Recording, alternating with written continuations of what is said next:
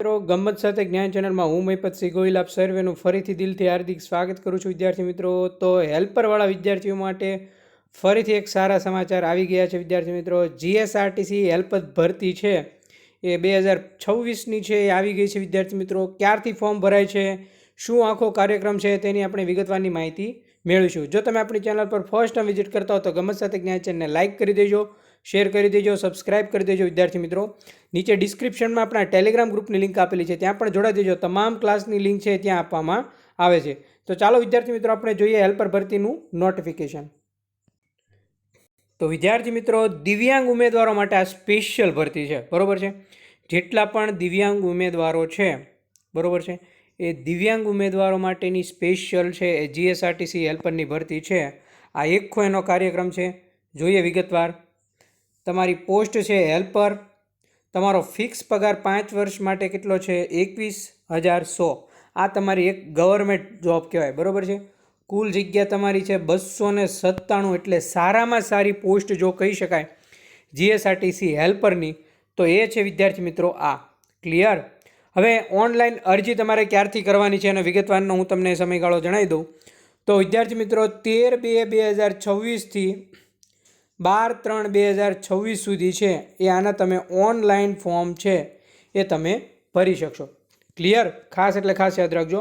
અને તમારી જે ફી છે એ ફી ભરવાનો સમયગાળો છે એ 13/2થી 14/3/2026 સુધી છે એ તમે એના ફોર્મની ફી છે, તમે જે ફોર્મ ભર્યો એની ફી તમે ભરી શકશો। જો કોઈ વિદ્યાર્થી પ્રોસેસ ફી પરીક્ષાની નહીં ભરે તો એને પરીક્ષા આપવા નહીં મળે। એટલે ખાસ જો તમે જીએસઆરટીસી હેલ્પર અંતર્ગતની લાયકાત ધરાવતા હો, ક્લિયર, તો એમાં ફોર્મ છે એ તમે ભરી દેજો।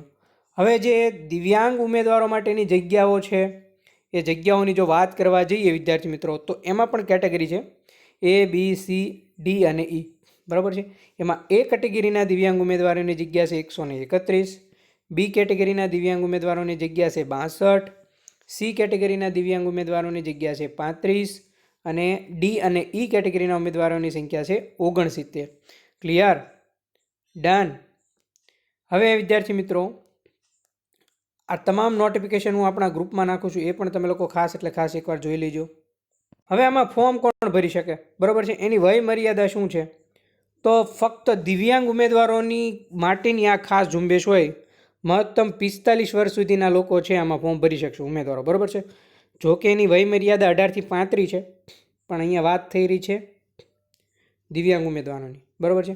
તમારી લાયકાત શું છે?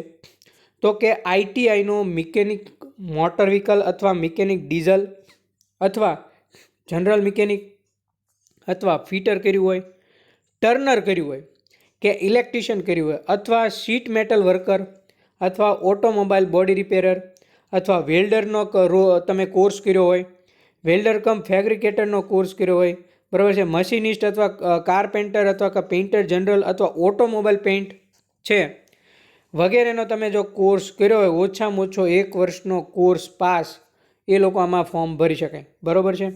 હવે વધારાની શૈક્ષણિક લાયકાત જો હું તમને જણાવવા જાઉં વિદ્યાર્થી મિત્રો તો તમે જો કોઈ જગ્યાએ છે એ સરકારી, અર્ધ સરકારી કે પબ્લિક અંડરટેકિંગ અથવા કોઈ પણ લિમિટેડ પ્રાઇવેટ કંપનીમાં જો તમે કોઈ કંપનીના ઉમેદવારે લઘુત્તમ શૈક્ષણિક લાયકાતમાં જે ટ્રેડ દર્શાવેલ છે તે જ ટ્રેડમાં ઇન્ટર્ન જે તમારી એપ્રેન્ટિસ છે ને, એપ્રેન્ટિસ એ પૂર્ણ કરેલી હોય, બરાબર છે, તો એ પૂર્ણ કરેલાનું જે NCVTનું છે, બરાબર છે, એ માન્ય પ્રમાણપત્ર અને માર્કશીટ છે એ તમારા વધારાની શૈક્ષણિક લાયકાત માટે માન્ય ગણાશે, બરાબર છે। જો તમારે એમાં ફોર્મ ભરવું હોય અગ્રતા માટે, બરાબર છે, વધારાની શૈક્ષણિક લાયકાત તમારે દર્શાવી તો આ તમે દર્શાવી શકો। ઉદાહરણ તરીકે જો કોઈ વિદ્યાર્થી હોય અને આઈટીઆઈમાં ઇલેક્ટ્રિશિયનનો કોર્સ પાસ કર્યો હોય, બરાબર છે, અને એપ્રેન્ટિસ છે એ ઇલેક્ટ્રિશિયન ટ્રેડમાં જ પૂર્ણ કરે તો એને અગ્રતા માટે વધારાની શૈક્ષણિક લાયકાત માટે લાયક ઠરશે। ખાસ એટલે ખાસ યાદ રાખજો।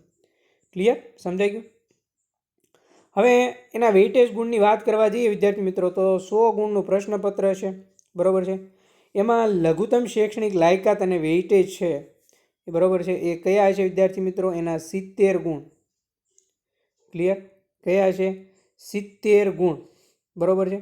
એટલે વિદ્યાર્થી મિત્રો લઘુત્તમ શૈક્ષણિક લાયકાત માટે જો વેઇટેજની વાત કરવા જઈએ વિદ્યાર્થી મિત્રો તો તમારી જે લાયકાત છે, લાયકાત એના 55% ગુણ થાય. ટોટલ 70 છે, તમારી લાયકાતના 55%. એટલે તમારી પાસે જેટલી પણ લાયકાત હોય તમે એમાં એડ કરી હોય, એમાં જો વધારાની શૈક્ષણિક લાયકાત એડ કરો ને તો એના 15 ગુણ છે.